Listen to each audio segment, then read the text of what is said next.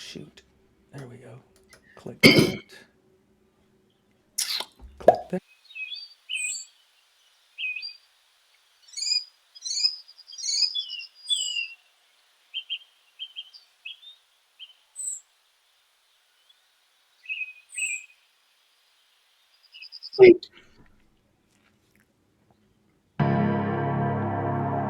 Cool.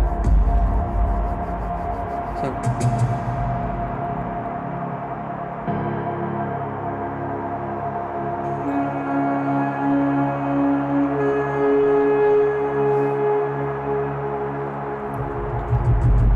it's amazing now. So then, and I played beta with everything. So this time, everything is non-beta.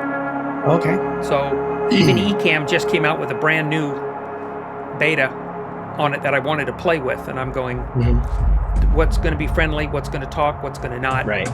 Exactly. So I said, okay, let's not.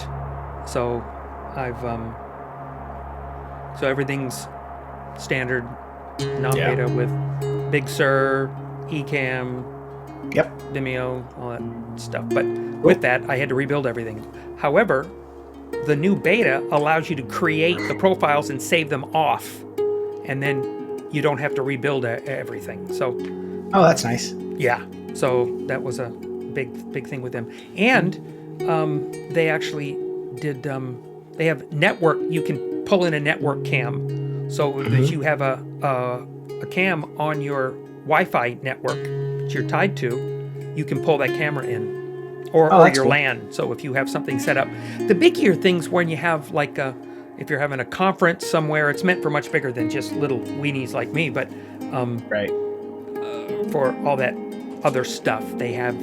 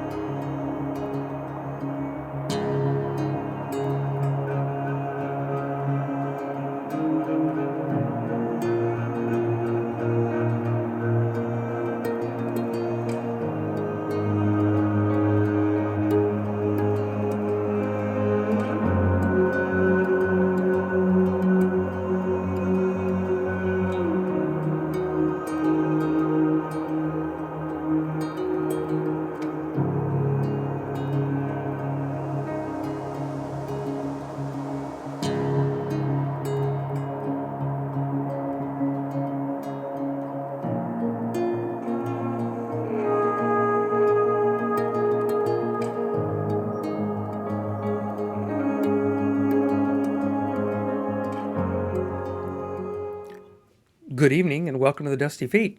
And some of you, if you were on through the countdown, heard part of us talking because I had set up where it was muted and then for some reason decided not to be set up where it was muted. And my wife stuck her head in the door and said, "They can hear you." I'm like, oh, okay. So there you go. So whatever was said, the disclaimer was those were offline comments and there you go, right? Is that how that works? I'm not really sure. Anyways,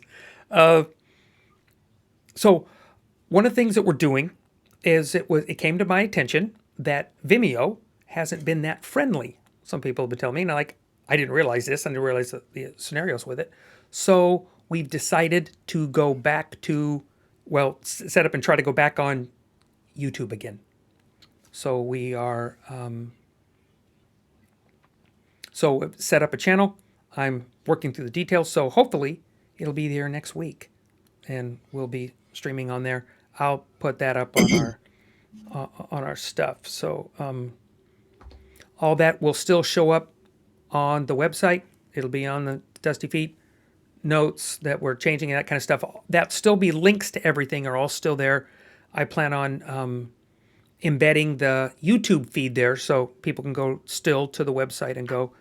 And our Twitter will post those updates as well as when we're streaming again. So in the previous update on the website, it said homework series,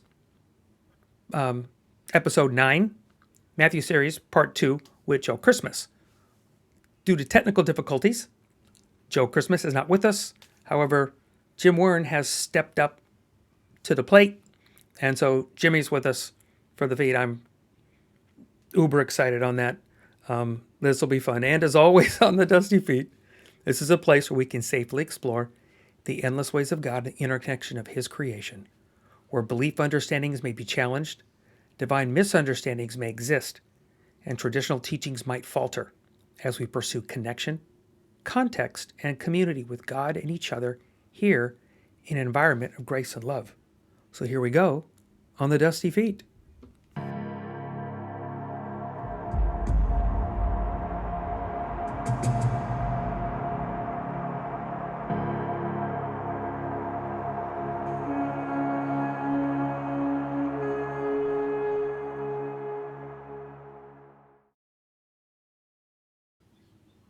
And there we go. Again, so our twins, we don't, play the twins. Let me see this. If there's a little, hold on a minute. Yeah. No, you're flat. Okay, cool. So thank you. My pleasure. Thank you for being here. Thank you for doing this.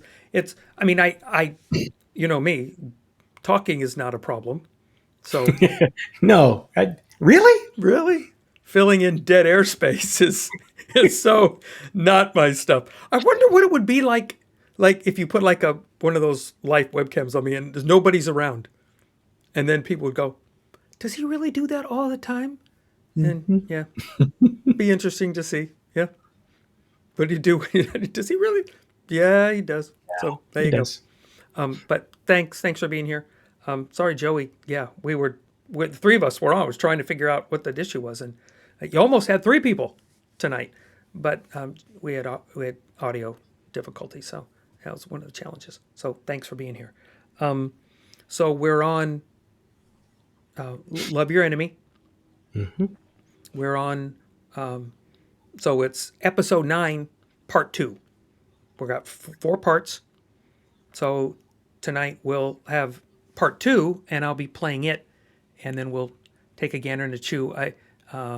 Mackie brings up some stuff, and I had some thoughts of my own that popped into my head, and I assume you did too. So we'll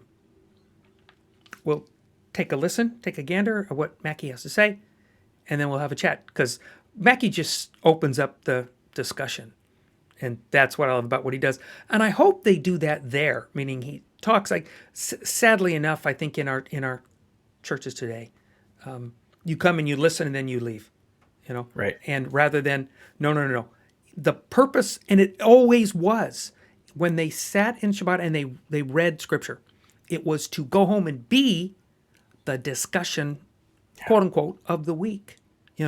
It was what you're going to do. And then as you listen to it again and again and again over the years, that would then become ingrained in a part of your life. So one of those pieces that we do. So I hope we can do that too. So here we go. Let's listen to Mackie and get us started.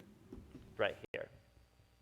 So let's dive into Jesus' words and let's just see how he unpacks this. It's utterly profound. This is the sixth time he's pulled this move here in verse 43. He says, "Y'all have heard it said, love your neighbor and hate your enemy. But I tell you, love your enemies and pray for those who persecute you." Let's just pause. Let's pause right there. So this is the sixth time he's quoted from some Old Testament command or law in the Torah, and then he affirms it or qualifies it in some way, and then he just sets his teaching right there alongside of it. And almost always what his teaching is doing is not negating. He says, I didn't come to sweep away or undermine the Torah. What I came to do is to fulfill it. And he moves towards the deeper issues that the law, the Old Testament law, which is good, but it just begins to uncover what's beneath the surface here. And so notice, actually, this is really interesting. Look down at your Bible. Look at verse 33. He says, "You've heard it said, love your neighbor and hate your enemy." Now, every week he's quoted or paraphrased some series of Bible verses in the Torah, in the Old Testament. Where is he quoting from or alluding to in this teaching? So Leviticus 19:18. But Leviticus 19:18, well, actually, here, convenient. Let me just show it to you in whole right here. So here it is. "Don't seek revenge or bear a grudge against anyone among your people, but you shall love your neighbor as yourself. I'm Yahweh." This is Yahweh speaking to the people at Mount Sinai. So there's the source of Jesus' quotation, love your neighbor. What's missing? That is right here. Hate your enemy. So where's Jesus getting that, right? And you will search the entire Hebrew Scriptures, and you will never find a law or a command that says, hate your enemy. You'll find stories about people hating their enemies, but usually they're stories of really horrible people, right? Screwed up. So like they're not like they're moral examples for us or something. So what is Jesus doing here? And actually the key, look at his introductory words. Jesus doesn't say, you have read in the Scriptures, love your neighbor but hate your enemy. What does he say? You have heard what? That it's said. So he's referring here to the way that this verse in Leviticus has been understood and talked about and taught. And it's going to become very clear that Jesus thinks that this idea in the Torah has been tragically mishandled and misunderstood. And what he's alluding to here is a whole debate about the meaning and significance of that command right there. Because if this is God's word, one of the commands of the Torah, you shall love your neighbor as yourself, the burning question that immediately comes to your mind is what? Who counts? Like who's your neighbor? So God wants you to love your neighbor. Is that everybody?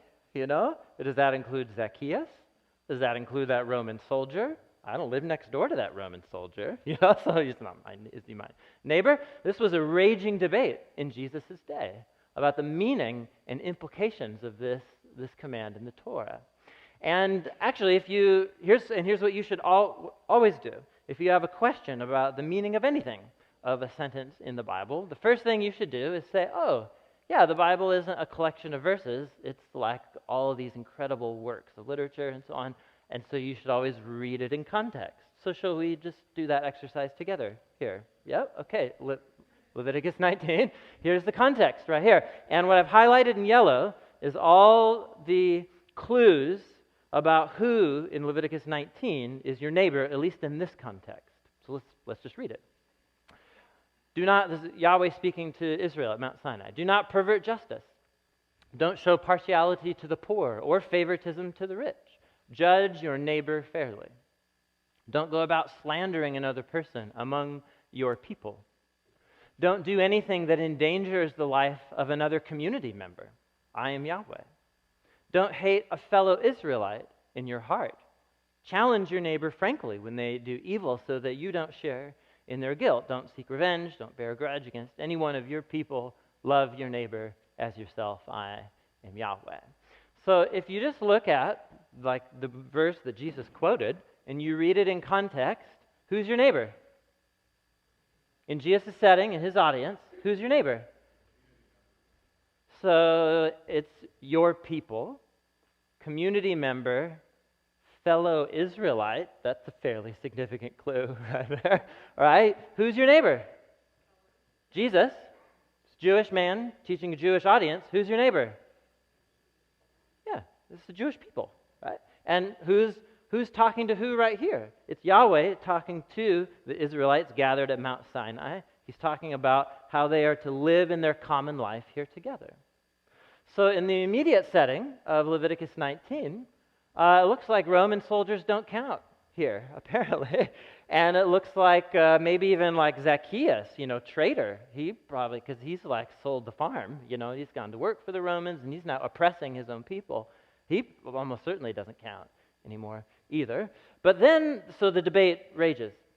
But then there were other rabbis, and I think Jesus is one of them, who paid attention to a passage just a few sentences after this one in Leviticus 19.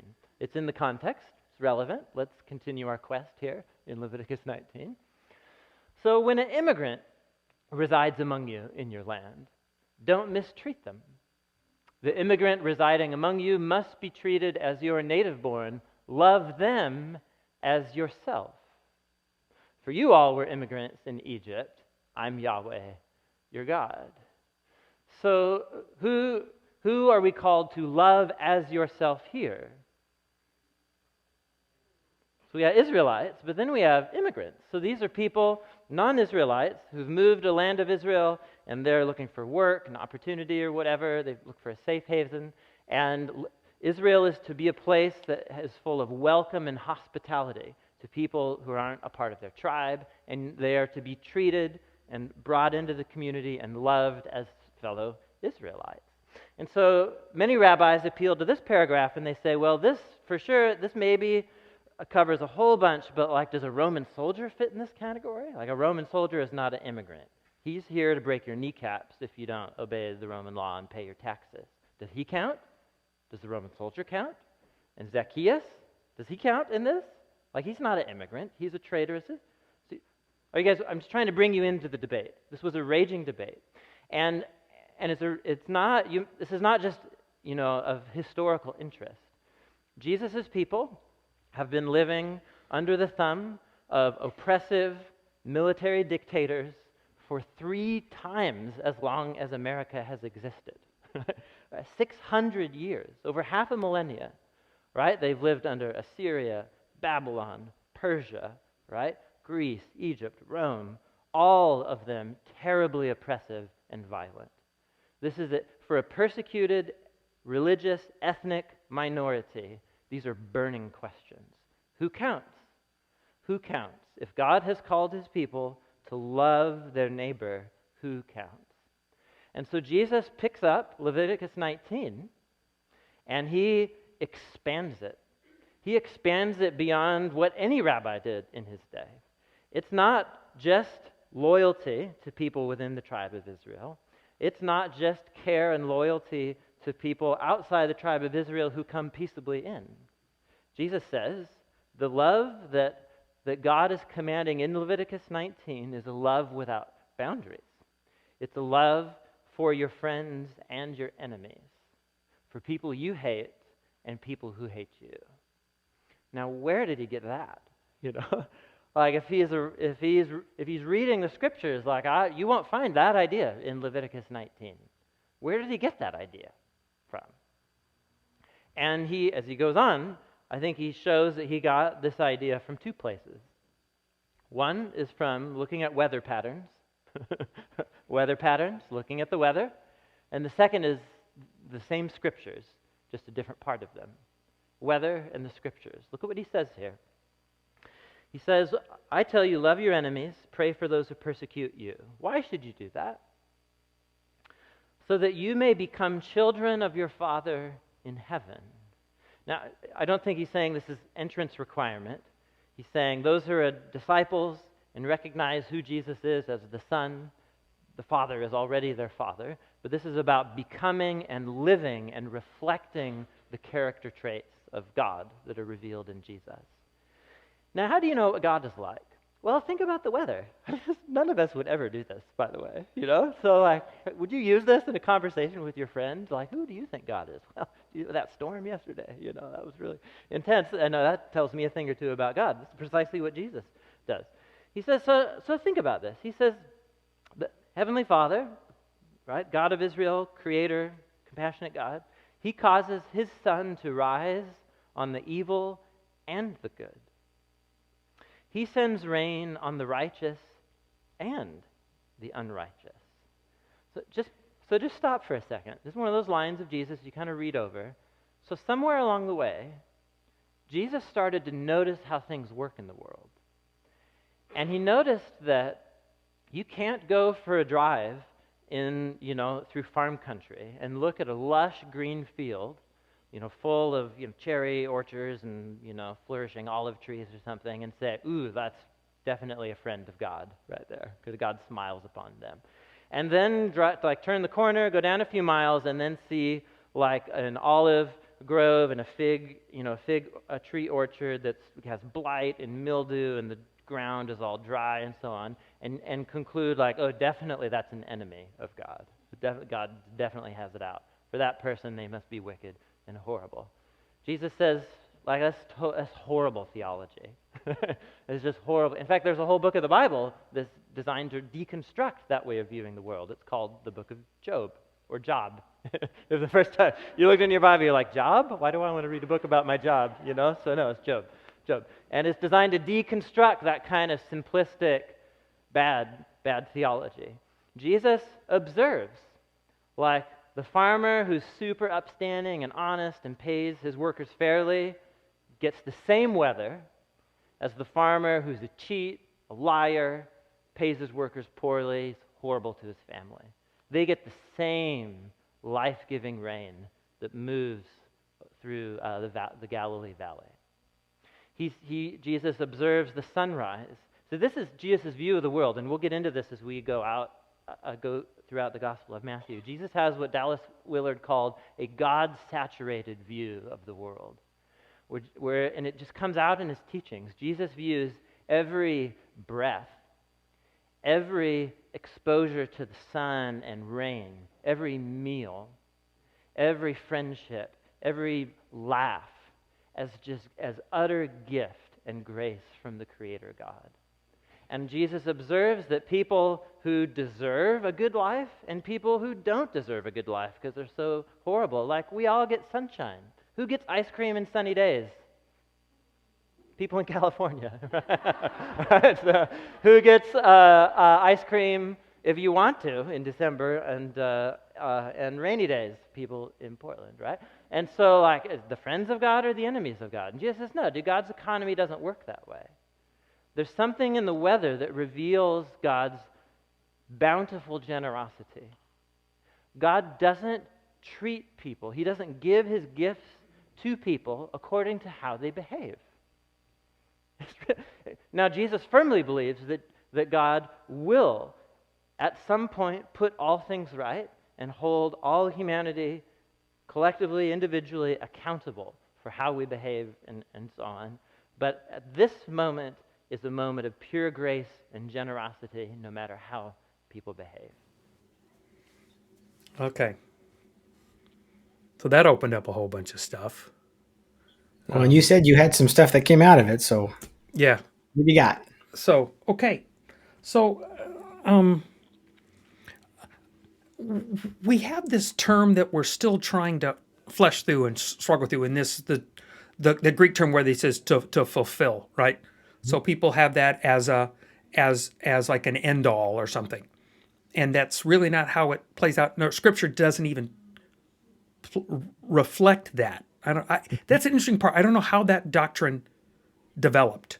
I don't. It sounds more like a control issue back in the 1500s, between 1100 and 1500, that drove these kind of thoughts. But more of the line. So if Jesus is trying to show us how it's done or how we're supposed to think, it tends to lay out, because then if you go, okay, if you take it from that, then look at the rest and see how it plays and see how it goes. And I think that's part of what we see.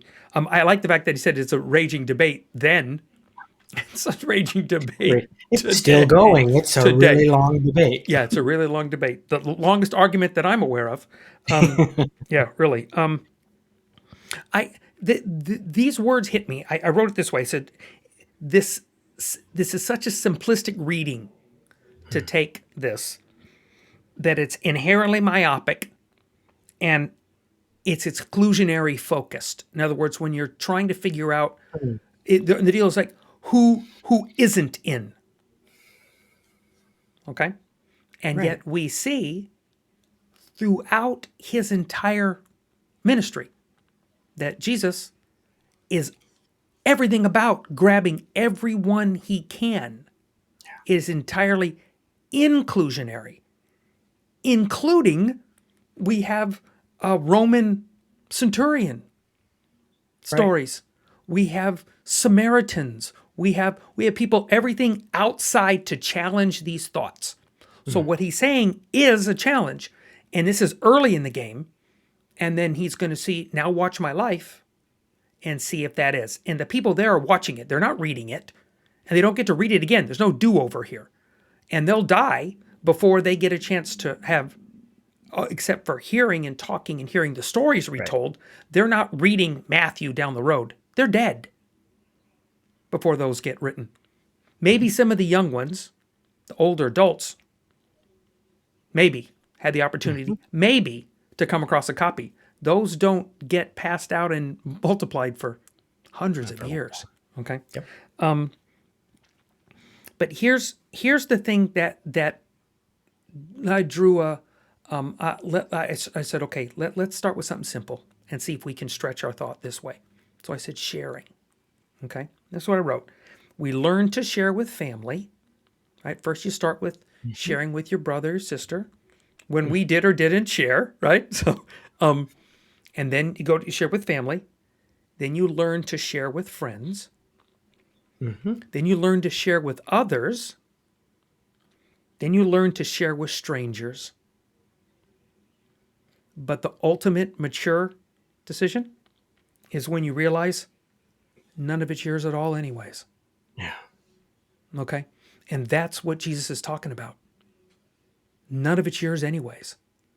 So how do you handle these kind of talks? Okay, so with that little blah, speak. I love the way Jesus takes the context, the familiar, the normative, and says, "You've gotten comfortable in your way. I want to make you a little uncomfortable." There's very little that Jesus says where he says, "I just want you to, feel nice and cozy." Yeah.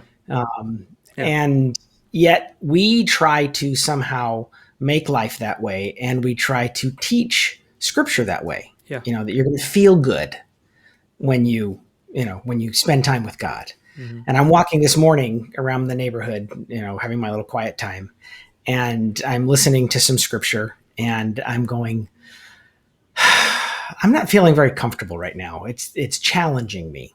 And I think that's what he was doing here, is saying, hey, and he talked about, you've heard it said. And of course that phrase alone could be the disclaimer for pretty much everything that you hear today in everywhere. Yeah, it's a fair question. Yeah. Yeah. Because we just assume because we've heard it, therefore it must be true. Right. And yet we know that the vast majority of the stuff we hear is far from it. Far from. Anything on the internet, anything on TikTok, anything on, Instagram, tweet, a Twitter, whatever. It's all Suspect. Exactly. Yeah. But that part was like, yeah, I understand that. But when you get back to what you were saying, which is, we're talking about all, how to treat people, how to relate to people. And he goes back a step further and he says, but you got to remember that the things that we're dealing with in terms of those relationships has to do with stuff that we have or boundaries that we've created. And Jesus says, none of that stuff exists in my economy, in my kingdom. Right. Because all of this comes from God, and we aren't the owners of anything. We are simply stewards. Therefore, how are we managing it? And it's like, oh, now that becomes an entirely different focus and question. exactly. It does. It more addresses what's funny? We talk about this blah, blah, blah, exclusionary stuff, right? Mm-hmm. But we ought to have a session, maybe we'll do it on Renew or something, but the session is, what does it mean, love somebody as yourself? Yeah. Okay? We don't want to talk about that. Mm-hmm. We don't want to talk about that. That, I guarantee you, will be the number one I don't want to talk about statement. Because if you turn around and think about this is mine, you're automatically exclusionary. And then you go, well, that should be theirs, which is, again, why I go back to the ultimate mature discussion and realization comes when that point with God where you realize none of it's mine. Right. None of it. Right.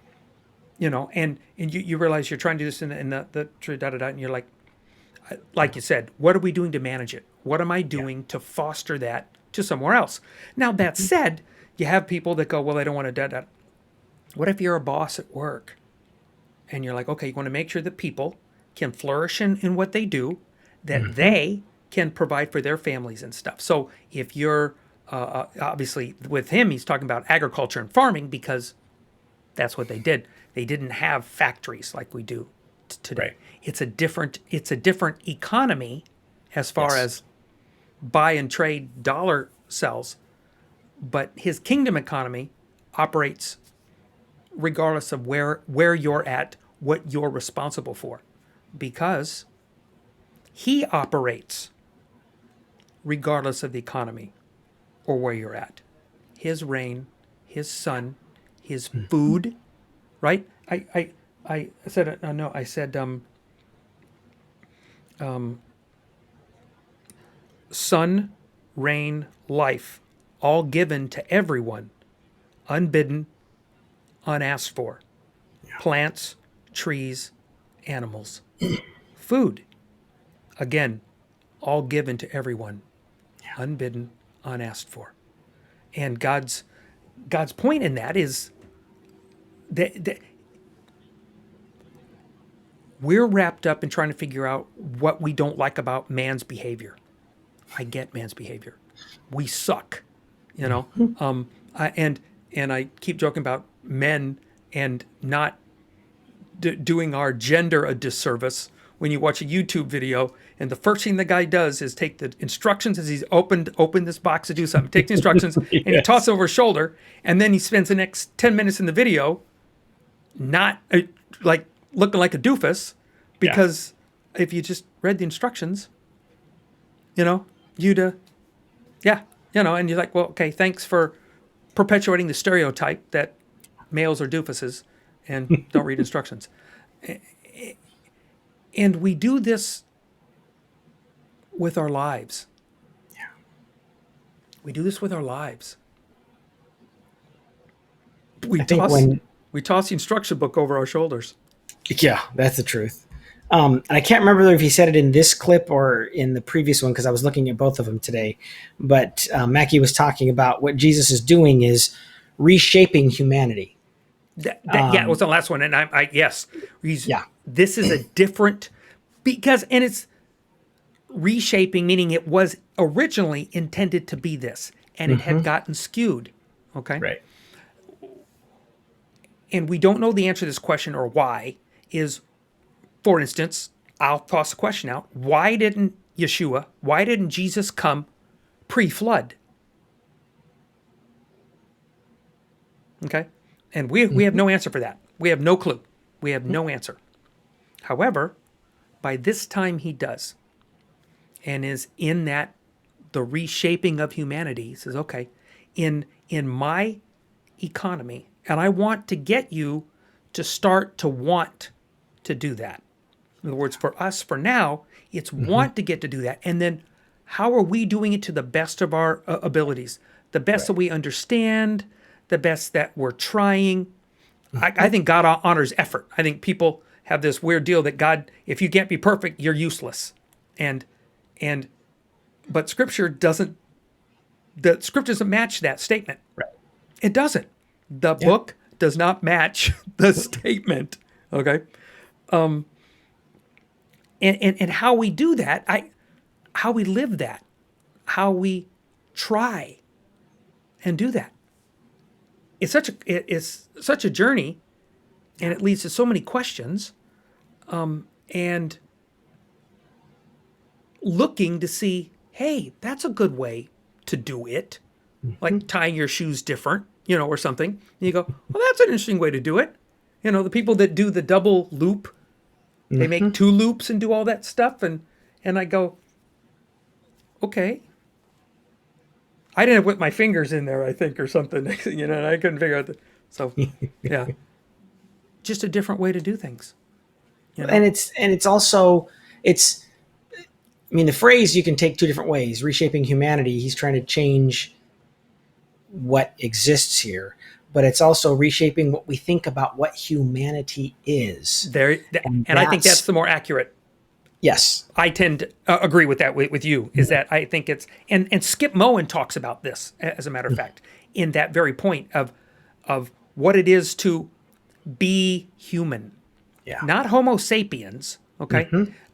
Because he tends to run that thought process of to live God's ways is to be human. Okay? That's what it is to be human.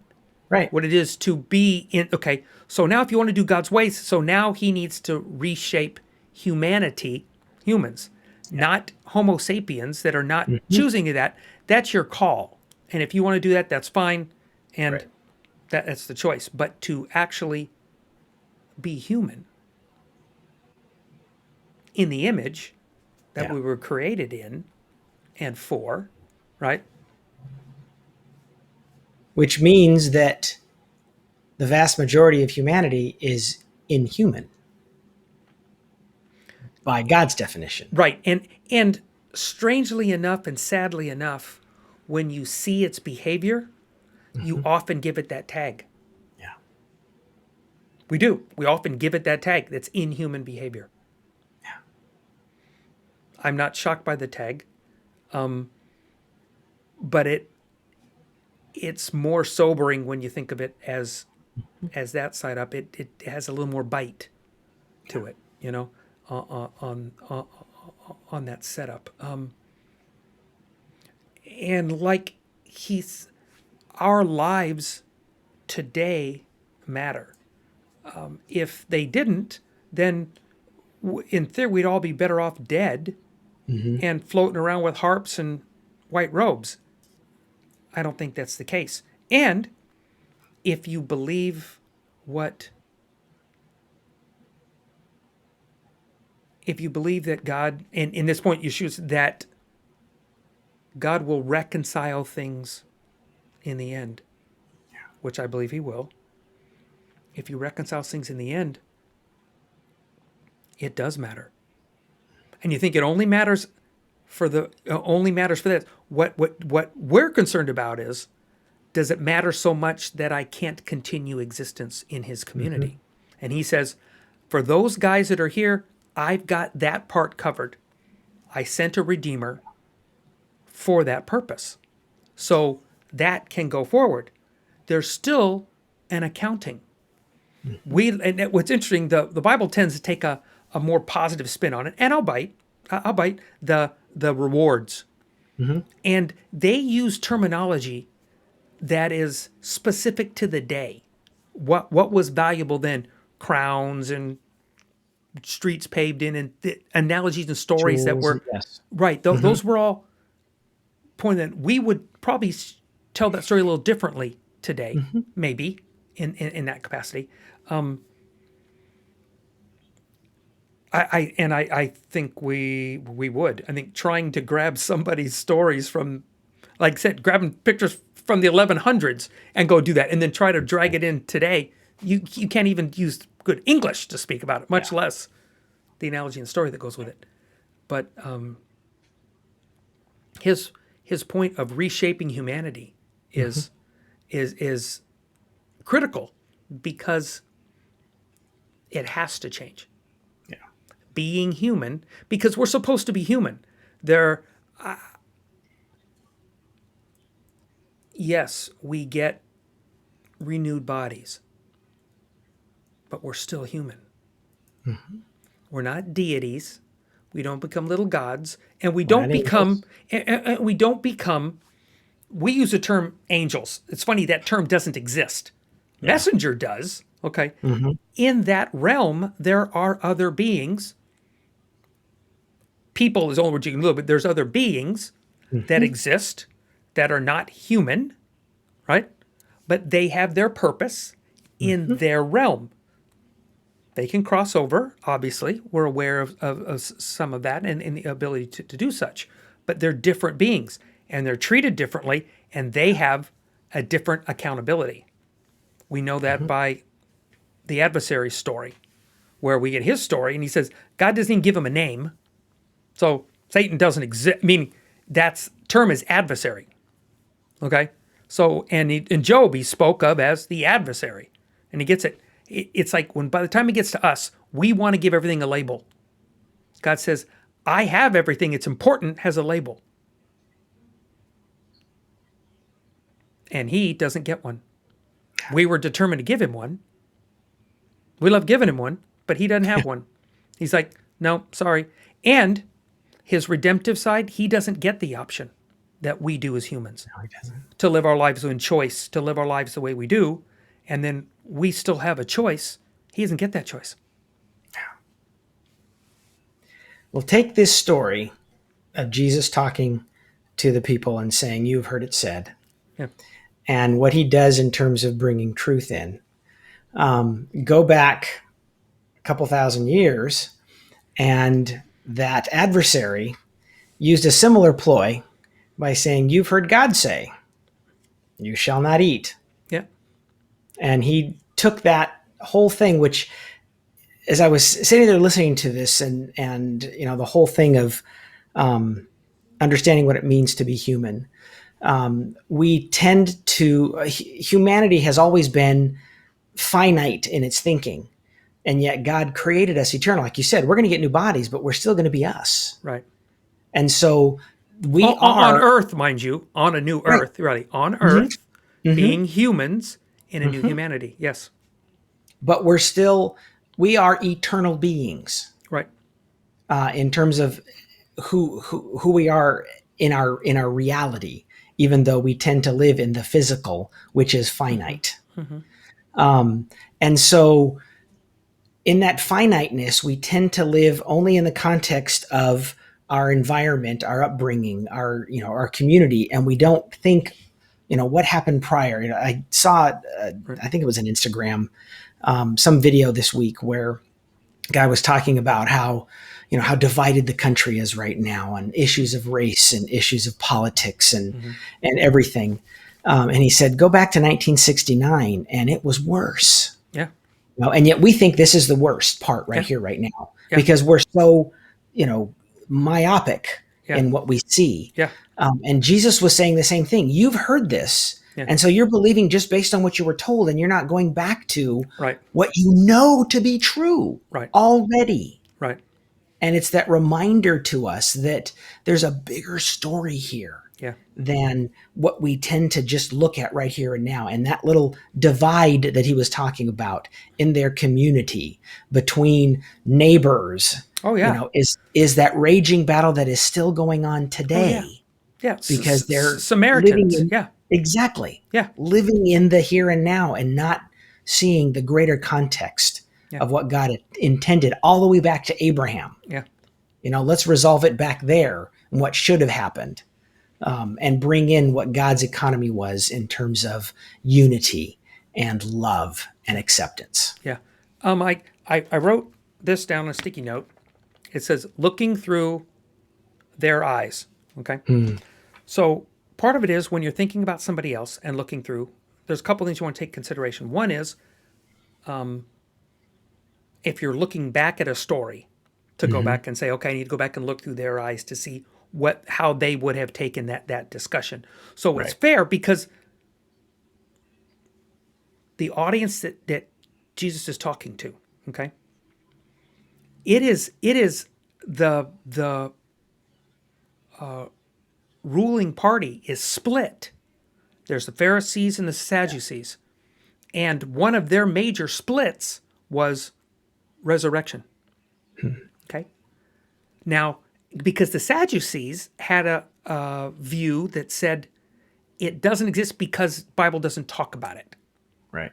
The scriptures, the Hebrew scriptures, do not talk about it overtly in that way. Okay, the Pharisees had developed a broader view, okay, and had brought that in to the equation. Very much a deal. We today are a result of the Pharisaic thought.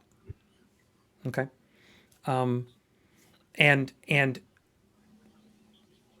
Yeshua's resurrection, when Jesus rises from the dead, it basically puts him immediately at odds with any Sadduceic thought. The Sadducees didn't all of a sudden stop existing. Jesus rises from the dead and the Sadducees all say give up.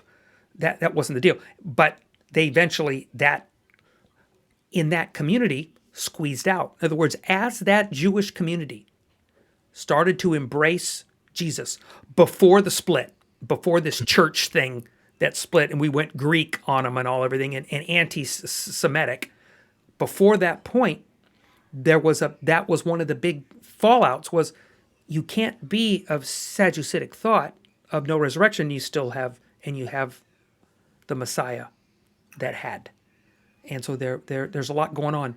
And he's starting to address this thought very early in this game. In other words, he's built, this is one of those, like, heard her written, and now this is a more mature thought. We've almost like, and he mentions it on the next one, is we're at a mountain peak. We're at this top point. It said, this is where we've taken this. Now loving your enemy is one of the ultimate mature discussions. Right. Okay. And you can't have this discussion with a 5-year-old. You can't. Because a 5-year-old barely wants to share. They are not at the point to say, none of it's yours, everything's God's. Right. They're not there. So they can't.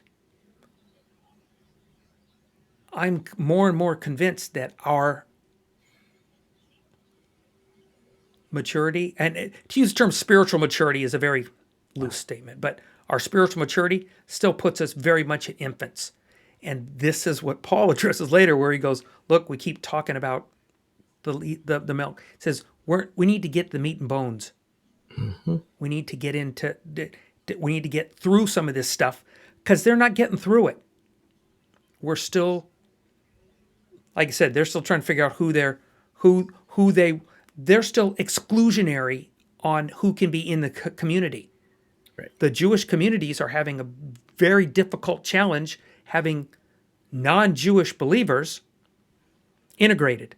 And they're very exclusionary in this. And vice versa. The Greeks didn't like the Jews because then they said, well, then we can't do our debauchery the way we want to. I just pick another god. I like your god. Your god works for me, right? I got other stuff. They're going, no, you can't have any other gods. Okay? And this God then pushes your humanity. Yeah? And again, we're still having this raging discussion 2,000 years later off this stuff. And you would think, like getting the story and having things for so many thousands of years, that you'd say we'd be better at something. Yeah. One would think. And it's really the opposite. So it's strange that way. I don't know why. I mean, I do know. No, I don't know why. I know that we do. Yeah. Okay. And I don't know if it comes from the term I still wrestle with, having been in ministry for as many years as I have been, Mm-hmm. and living on very meager means, up until more recently when my wife has a nicer job. Mm-hmm. That poverty mentality, that there's only so much that can go around. Right. Therefore, if they have it, I can't, because it's there's a limit to what there is, and that goes to money, that goes to food, that goes to land, that goes Right. to space in heaven. Yeah. There's not enough room in heaven for everybody. And so we want to limit it, whether we're the 144,000 Yeah. or Yeah. whatever.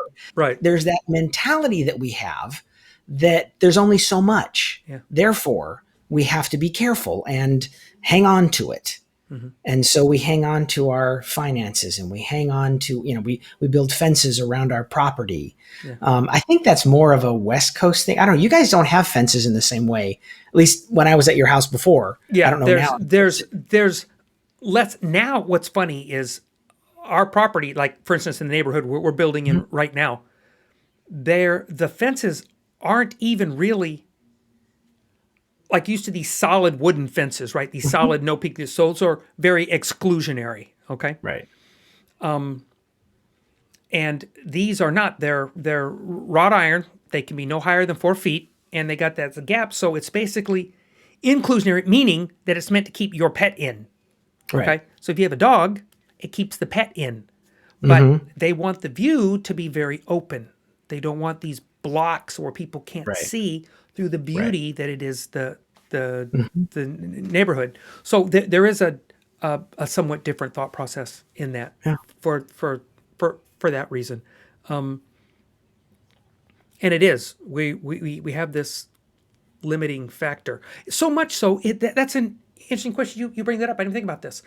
And God reminds us of that thought when he has the Shemitah year. Okay? So go back to Jubilee, right? So he had the Right. year Jubilee. So every 50 years, right?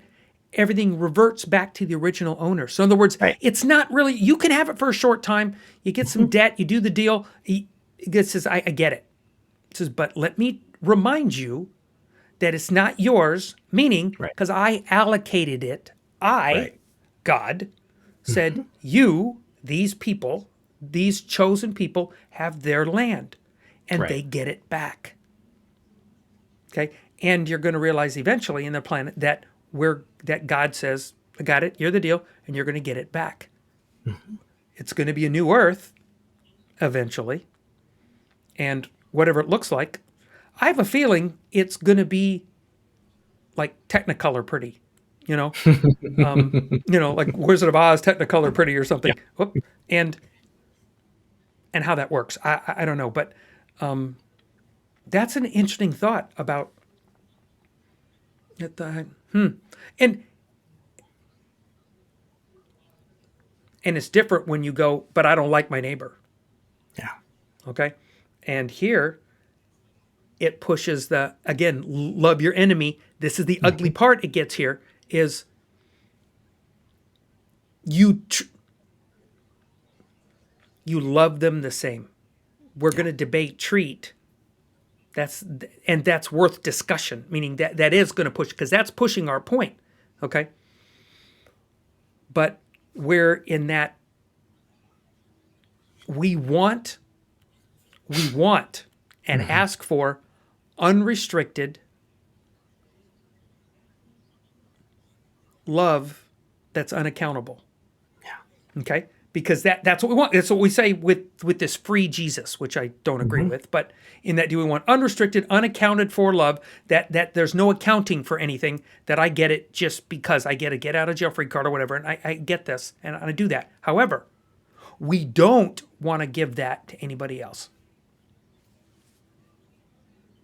And the love your enemy says, not only do I do that, I said, I, God, give them rain, sun, breath,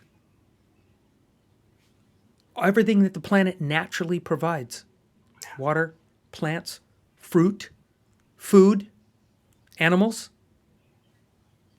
It's us that chooses to block ourselves and stack ourselves Yeah. in Tokyo or New York City or something. Mhm. That's our fault. That's our, you know. And with that, then we just that enemy mentality becomes how many walls can I build up around what I have and that kind of stuff. And we think different. Loving your enemy is we today in today's world that really doesn't work. Yeah. No, we're people are been so brutal lately, brutal about vaccinations, those kind of deals, that they're saying, vaccinations, they're telling everybody it's paramount to sin and Yeah. evil marks and this kind of stuff. And I'm going, Exactly. wow, you just took love and threw it right out the door. And those are the ones that challenge me because I can, nationalism, it is as much as there's a lot of criticism for the U.S., in that whole perspective of nationalistic perspectives, you can go to pretty much any other country, and there's a greater sense of nationalism than the U.S. in terms of that this is our country, and you Just got to watch do. the Olympics. Just watch the Olympics. Yeah. They are, and you will find it is more often not than true that they will be very much about being able to represent their country. And then an Ecuadorian wins, they're rock stars. Okay. And for us, well, if you haven't won 7 in a major sport, we don't care, you know? And Well, and you look at the yeah, diversity too. Oh, yeah. Our team is so diverse, and yet all the other countries, they're their nationality, and that is it. Their cultural mix, whatever Yeah. it is. Yeah. Yeah. No, agreed. Agreed. We are a mishmash, and I get that too. True. But again, it's that. But see, adversaries, you know what I notice about the really brilliant communication and interaction, because we're getting out of time. Yeah. What I see it every once in a while, you see it in the Olympics, and it's cool, is that where their fellow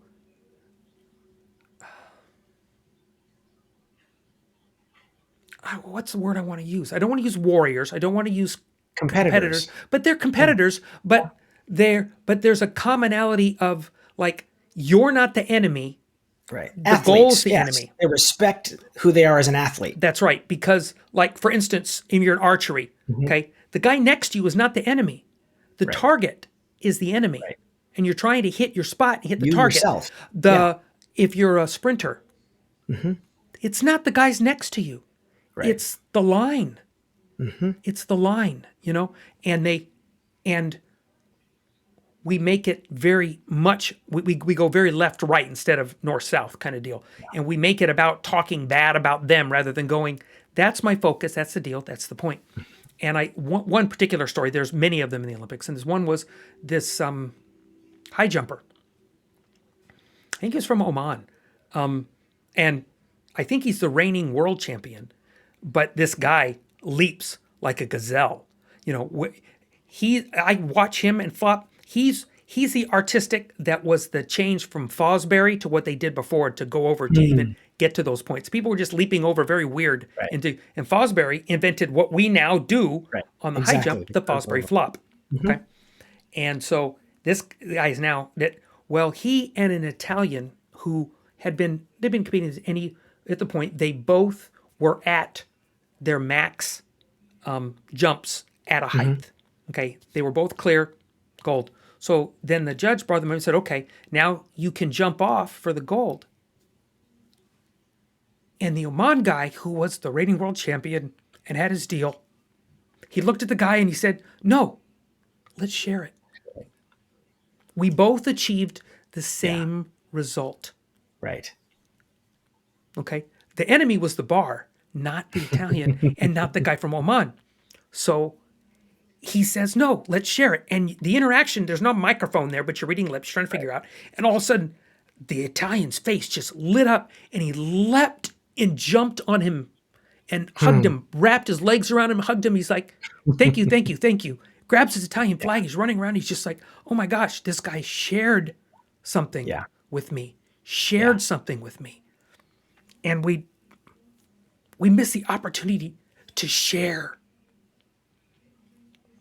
I want to say it's mine.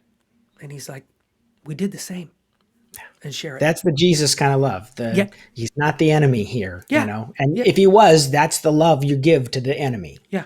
Yeah. That's a love. Yeah. Well, and we did the same. So go. So that's the kind of stuff when we start to talk about challenging our love enemies, and we'll get more as we go because we're out of time. Thanks. Thanks you. for stepping in too. My pleasure. And we'll figure out what's going next week and the week after, and we'll do that. Maybe we'll have Joe next, and you close out or something. We'll flip how we're going to do. This particular series, I wanted to, since it was 4 weeks I made it 4 episodes. I edited it. I said rather than make it 2 months worth of time in between, we'd cover the topic. Bing, bing, bing, bing, bing.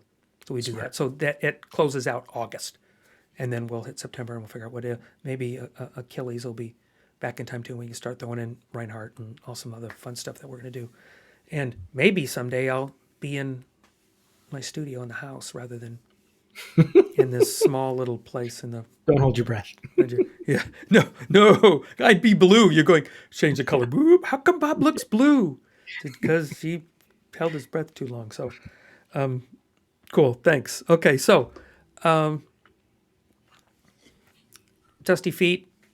It might look a little different, meaning we're still going to have those series. We'll figure out what the YouTube and Vimeo drama will be. We'll figure that out. We'll announce it all on Twitter and keep up with who's, what's, where's, and how's. Probably would have put Jimmy was on Twitter, except we didn't know. But 5 minutes or 10 minutes before, literally, that's where we were going. So, and next week, homework series again, Matthew series part 3. Okay, and we'll continue this discussion because it's a really good discussion, and I think we need to keep on it. But with this, it's funny. We went this way actually during it.